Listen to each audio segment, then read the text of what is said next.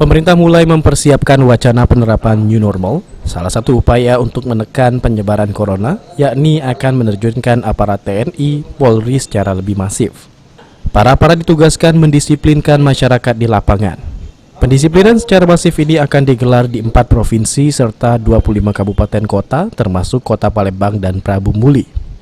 Diharapkan nantinya pendisiplinan terhadap masyarakat serta digelarnya petugas TNI, Polri di lapangan secara masif dapat memacu semakin turunnya kasus positif COVID-19 di Indonesia.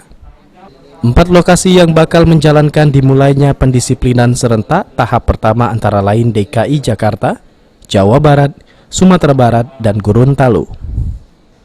Pendisiplinan protokol kesehatan juga akan dilakukan sejumlah objek seperti mal, pasar, dan tempat pariwisata, di mana masyarakat diminta selalu menjalankan protokol kesehatan penanggulangan COVID-19, yakni mengenakan masker, menjaga jarak, dan mencuci tangan dengan sabun. Dalam memutuskan daerah mana yang bisa memulai new normal, pemerintah mengacu pada angka penyebaran COVID-19 dan kurva corona.